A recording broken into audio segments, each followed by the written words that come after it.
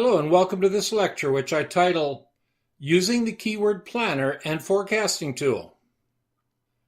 The Google Keyword Planner application is accessed through the pop-up menu that displays when you click on the three descending dots at the top of the Google AdWords application after you have logged in. It is the first option under the Planning heading. The first screen to appear gives you two main options for use. First, finding new keywords and getting search volume data, and then plan your budgets and get forecasts. Note, to the right of these options, there are also the help options to explore, and this is something you should do if you really want to get familiar with the full application. Let's start with the new keyword finding option using the second of the three choices on the screen, that of getting search volume data and trends. This is a great option to use if you are starting out with some ideas as to the keywords you think will work for your ad. On this screen, in the Enter Keywords area, I chose to enter 4 keyword phrase ideas that I had come up with, and they are entrepreneur, online store, home business, and retail outlet. After entering each of these on a separate line in the box, I clicked on the button Get Search Volume, and a subsequent page appears that gives me information about each of the chosen words or phrases. Looking at entrepreneur, for example, I notice that this word is entered in approximately 1 million searches a month, that competition for it is low, and that to place well in a search using it will cost me about $2.09 a click. At first glance, this looks great and that I could place well using it.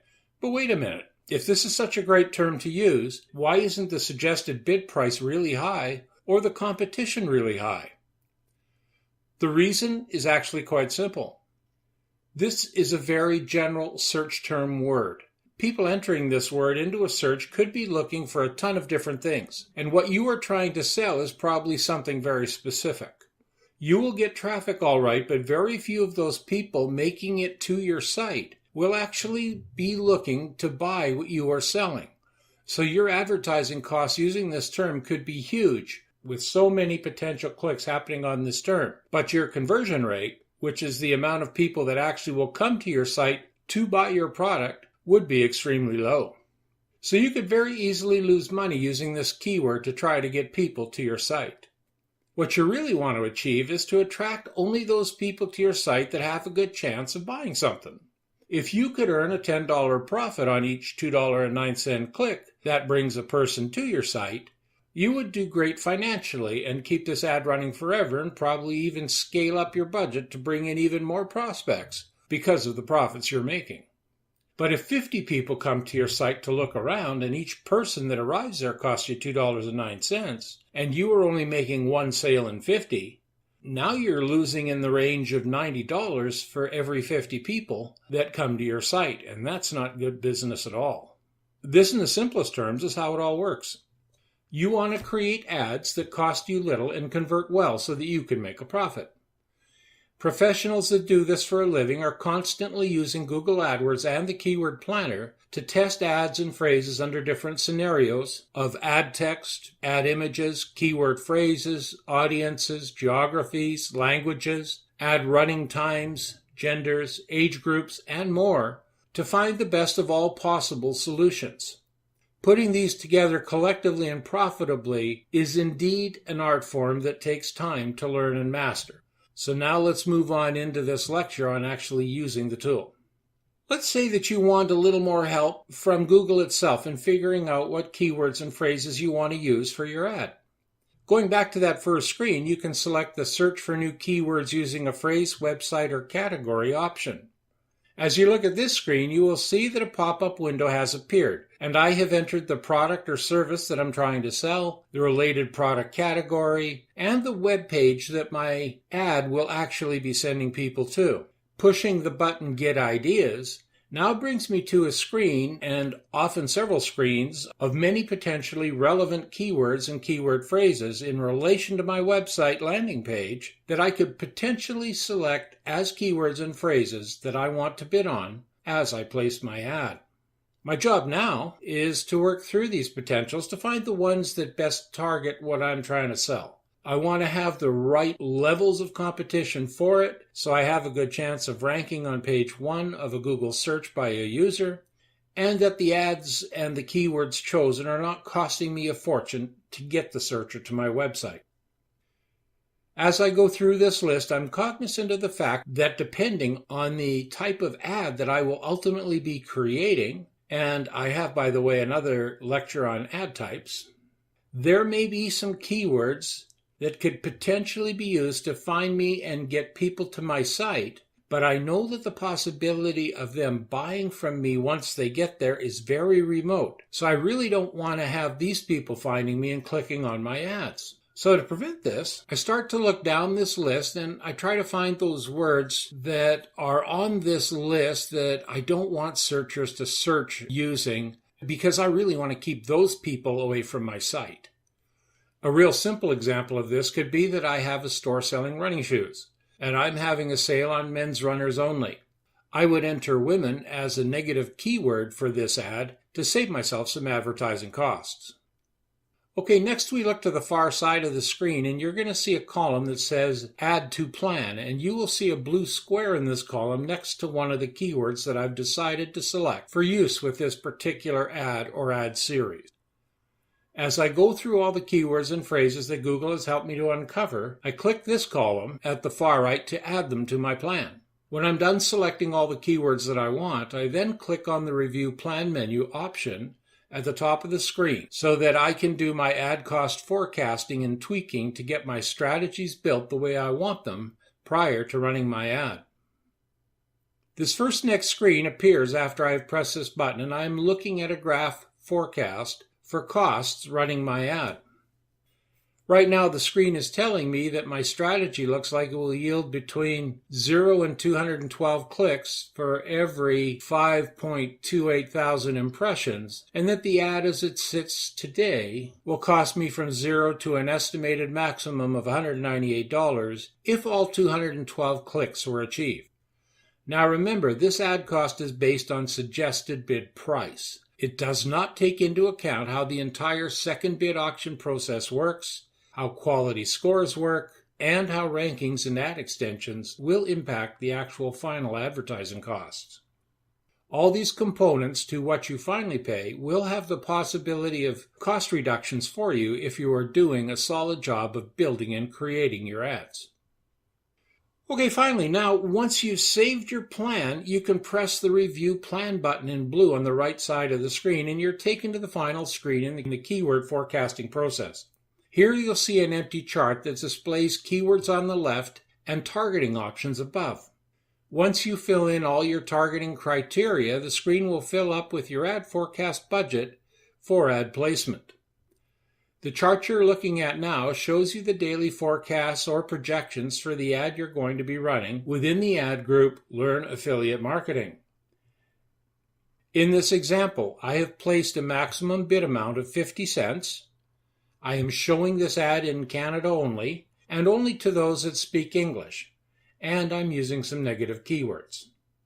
The tool estimates how many clicks a day I will get for each chosen keyword or phrase, what each keyword will on estimate cost me in total daily budget, what each keyword will on estimate cost me in total daily, what my click-through rate for each keyword is, the average cost per click for each keyword, and finally, where Google estimates my ad will place on page 1 using the keywords that I've selected.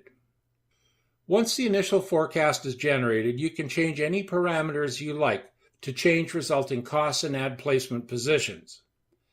Work your forecast until you are satisfied with the results. Then save it to your account for use when activating your ad. As you run your ad, continue to monitor it and tweak it as you need to, focusing now on increasing your conversion rates. But that's for another lecture. Bye for now. Hello and welcome to this lecture, which I title The Google AdWords Previews and Diagnosis Tool. One tool within Google AdWords that is usually overlooked by many that use this PPC marketing application is the Previews and Diagnosis tool. This is a tool that you should be making use of regularly, and here's why. If you just create and publish an ad throwing money at it, it will, I guarantee, cost you more money than you need to be spending, and your ad will not compete as well against other ads. And that is if you manage to get your ad to the first page of Google at all. Without researching your ads prior to placing them, you are in effect just pushing money at advertising and trusting to luck. And believe it or not, many people placing ads within the Google AdWords environment do just that. And it is mostly because they do not know how PPC advertising is done at a professional level. It takes time to learn the things you need to do to advertise effectively against competitors. Now, my next point. Many advertisers place ads, they get them running, and then they go to Google search to look for their ads using the keywords that they've chosen. Well, let's say that you do this and you see the search pay results and you're excited about seeing your ad out there, but you don't click on it to go to your website and actually buy something. Now let's say you do this with several of the keywords that you've created to see how they perform. Well, guess what happens? Google sees a search occur and it renders your ad the first time. It noticed that no click or conversion occurs, so it files away that information for future use. Now another searcher comes along and he then uses the same keyword that you've just entered into your ad and that you've looked at, and Google knows that the last time this keyword phrase returned results with your ad rendering, your ad wasn't clicked on. So it may not give your ad the same positioning the next time around. In fact, it may not render at all, or it may end up being rotated to pages farther back in the search results. And you don't need to take my word for this. Google warns you of this themselves in their online help documentation. Google recommends that you use this tool to review your ads to avoid corrupting your ad and its search results statistics. So heed their advice. Okay, so now let's look at the tool itself. You can access the Google AdWords Previews and Diagnosis tool from the three-dot menu at the top of the application, and you will find it residing just below the menu option for the Keyword Planner. When you click on this menu item, you view the following screen that will first ask you to enter a keyword or keyword phrase for Google to analyze for you. Clicking on the box at the top left of your screen, if you have used this application before, will bring up a list of recent queries that you have made using the tool that you can choose from if you wish to reanalyze something you've done in the past, or you can type in a new phrase and hit the Enter key to view the results. One important thing to know is that this tool only works with the Google Search Network. It does not work with other networks such as the Display Network, which we'll talk about later. If you are using a keyword or phrase that you have worked and included in a currently running ad, you will be able to see through this tool what your ad looks like in the Google search engine results. Please note that you can also use this tool without a current ad running to gather intelligence on other ads that you will be competing against for ad quality and positioning on page 1 of the Google search page results. And this is often useful to do as you work to tweak your ad prior to putting it into production and competition. As you look at this screen, you will see Google plainly telling you that your ad is not showing on page 1 for the keyword phrase, "Get more website traffic." If you have an ad running and this is one of the phrases you have chosen to target with it, what you should be doing next is going back into your saved search for this ad in the Keyword Planner to test ways that you can change things for this keyword, such as increasing the bid price possibly so that you can get your ad to page 1 if this is a phrase you really want to use. Or you can shut down this keyword and maybe possibly just give it a low maximum bid value to at least have it still be out there. But then do some research and find another phrase you can target that will get you to page 1 when using this preview and diagnostic tool. Lastly, note that highlighted at the bottom of the search result page, Google does tell you that this tool is used to help advertisers test their ads. So you know that this is where Google recommends you should be when doing this sort of work. Now here's just one other thing I wanted to show you through this next page. Remember that I talked previously about getting your ads to stand out from the others on a search results page? Go into this diagnosis tool and just type in at the top left box Google AdWords, and this is roughly the page you should see. Take a look at the very first ad, which is put out there by Google. Notice the work they have done using Google Ad extensions to help their ads stand out among others. You can get your ads displaying this prominently as well by using Google Ad extensions in your ads. And Google does not charge you any extra for your ads to enable this in your advertising, even though you are taking up some real estate in the search results page. This looks a whole lot better than those ads that only show 3 to 4 lines of text and only take you to one landing page on a website. And by using this technique, you can now advertise several landing pages and products through a single ad, which is costing you just the one paid click. So this is where you get your advertising bang for your buck. You have now effectively hung 4 or more ads off of one keyword bid in one ad, and the click charge, which can then have the effect of dramatically improving your conversion rates for the single ad.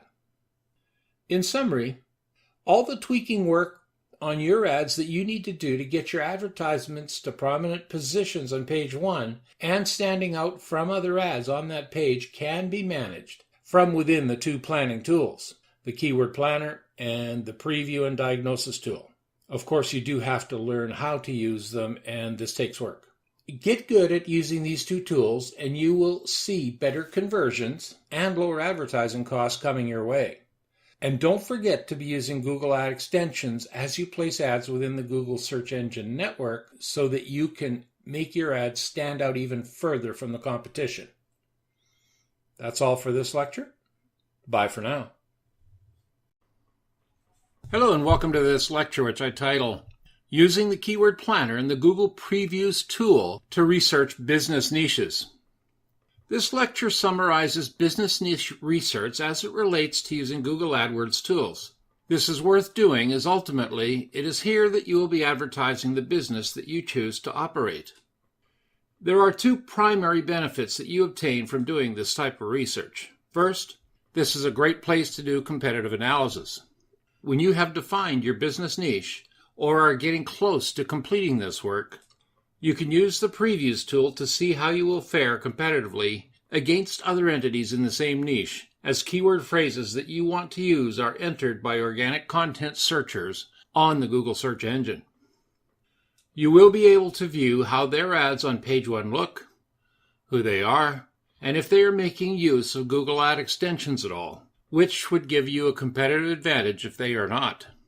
The second benefit of doing this work is that you can model your campaigns and ads prior to ever creating them using the keyword phrases that you like. You will be able to obtain indications of how much you will have to spend on paid advertisements to get to page 1 of a Google search results page. Are you going to have to pay a higher dollar value per click to reach coveted page 1 positions? Or is competition and keyword phrase pricing low, thus allowing you to get to page 1 relatively inexpensively? My 2 lectures prior to this one go into detail on how to use these 2 tools as if you were trying to place paid ads. Now let's look at viewing your modeling use of these tools with a view to determining if your chosen niche will be expensive to get into or cheap to get into from an advertising spend perspective. Let's assume that we're interested in using the new Facebook Messenger Lite application as part of our new business venture and marketing and advertising efforts. Our initial thoughts are that we could use the base free application as a lead capture mechanism to pull people to our site where we hope to sell them other Facebook-related applications for mobile devices that are downloadable from Google Play for Android operating systems or iOS for Apple-based smartphones. For the purpose of this exercise, we're assuming that we can get application reseller deals put in place so that we can turn a profit from sales of third-party applications. What we are wanting to do here is to do a little competitive analysis. Let's see what we will be running up against as we initiate marketing efforts. To advance with this exercise, we'll start with the Google search engine itself to just get a feel for some keyword phrases that we might want to use and to see what jumps out at us. For this training example, I'm choosing a few keyword phrases that we'll explore. Remember, at this level, I am just trying to get a feel for what is showing up in the space. Here's my starting list. Facebook Messenger Lite, hot Facebook Messenger games, Facebook Messenger money games, games to play on Facebook Messenger. Now, if I were doing this for real, I've been doing quite a bit more nosing around up front like this, taking a look at a number more keyword phrases and gaining some impressions of the space. Once I have done this work, though, it is time to dig into the Google Keyword Planner. This is a free product, and as they go, it is one of the very best. You can go out and purchase some amazing products if you have budget to do so, such as SEMrush. But for this lecture, let's stick with what is free. Going into Google AdWords and opening up the Keyword Planner, I type the above phrases into it and then press Continue, just as I would be doing if creating an advertisement. I select the Get Search Volume Data and Trends option. After filling in my queries, I press the Get Search Volume button, and this following screen shows up. Here I notice that only 2 responses show up in Google Search. Not a good thing. One only gets about 10 queries a month, and the other about 880 queries a month. Either no one is interested in this topic, or I picked some really bad keyword phrases to work with. More analysis is definitely required. What you're really looking to find are topics and keyword phrases that are getting lots of monthly queries, but have low competition, and the suggested bid rates to place on page 1 is relatively inexpensive. That is the ideal situation. But you begin to see how this works when you are looking for a new business niche. Now, for the sake of this lecture, though, let's say we like the topic and we like the keyword phrase Facebook Messenger Lite. So let's take a look at that phrase and head on over to the Google Ad Preview and Diagnosis page. Entering this keyword phrase will bring you a Google Search Page 1 results page that you can view to get a feeling of the competition and what it will take to stand out on page 1.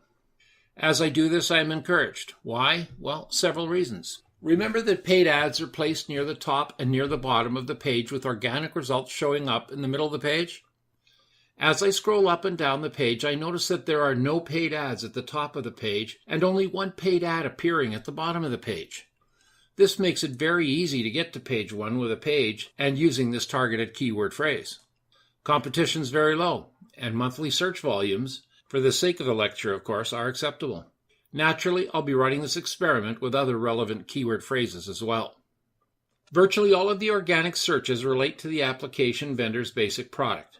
No organic advertising is appearing for modified, purchasable products in this space. Yet I know they can both be created, or I can create them, or I can become a reseller of existing products that can be found on Google Play and on iOS.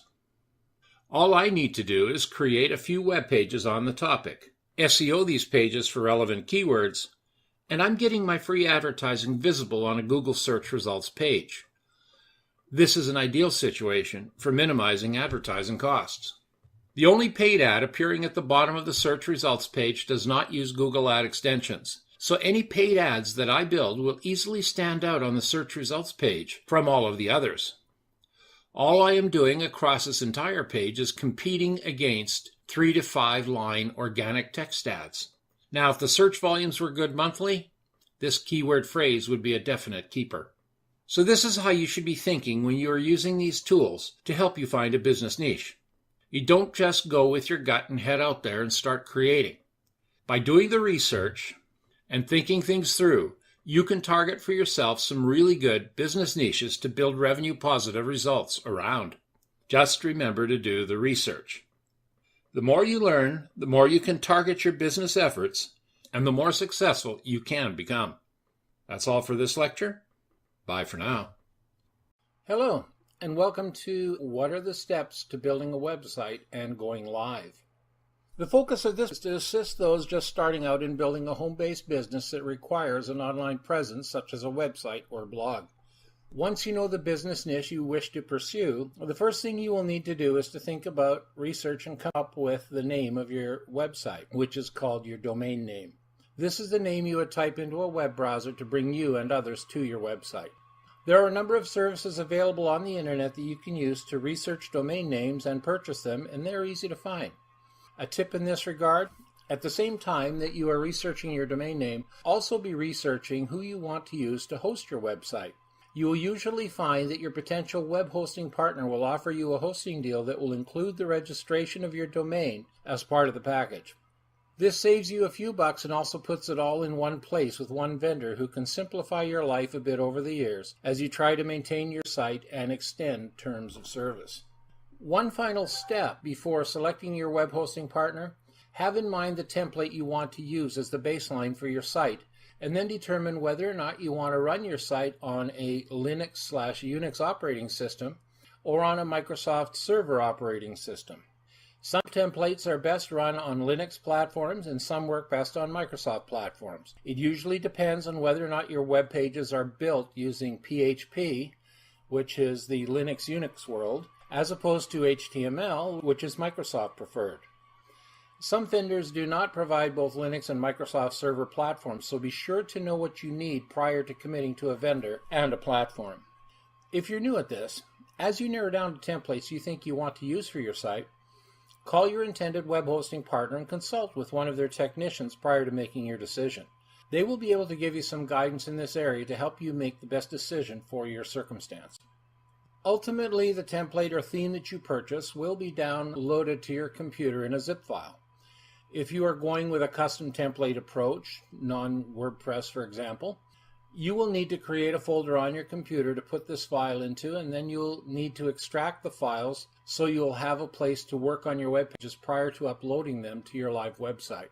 I recommend that you set up this folder in your Documents/My Websites area of your computer. You will then need an FTP upload tool, which stands for File Transfer Protocol, to upload your completed web pages to your website. The tool that I use, and many web hosting technicians use for this, by the way, is FileZilla, F-I-L-E-Z-I-L-L-A. This is a shareware tool that will not cost you anything. Just download it from their website and get familiar with it. A WordPress website, on the other hand, is primarily worked on in an online environment, live within your site. You log into your site and go to the dashboard and then choose the tool or plugin you want to use. Make your modifications to your site, then you publish them using the Publish button to make your changes live. After publishing, you usually will want to click on the View Page button to see how the page now looks, and you repeat this process as you need to until the page looks like you want. By the way, if I were building a blog site, WordPress is definitely the direction I would choose. They have built some very nice blog themes that you can use that look extremely polished, and they will definitely make your business look good. You have now, under both approaches, brought your website to a live state. However, if you have not done this already, you will need to add in your keywords and tags to make your site more easily findable by search engines such as Google. To do this, first do your keyword research, as I've discussed previously, to select the keywords or keyword phrases that you want to use on your site. If you're going with a custom site solution, you go to the code view of your site, and near the top of the coding lines in the header area, you will find 3 lines you can modify to improve your SEO for each of your pages. These lines include title, description, and tags or meta tags. Keywords and keyword phrases are entered into the tag areas separated by commas. Once modified, remember to republish this page to your website using the FTP tool that you have chosen. Within WordPress, if you're taking this approach, get the meta tag widget for this. Then you need to search for, select, and activate the meta tags plugin. Once done, you can go to the Pages section of your dashboard to select the web page you want to edit. Now when you enter that page in edit mode on the site, if you scroll to the bottom of the page, you will find a new section that will allow you to enter your meta tags for your title, description, and tags. This completes an overview on how to get started building, bringing to life, and making findable on search engines your new website or blog. I hope you found this information useful. Bye for now.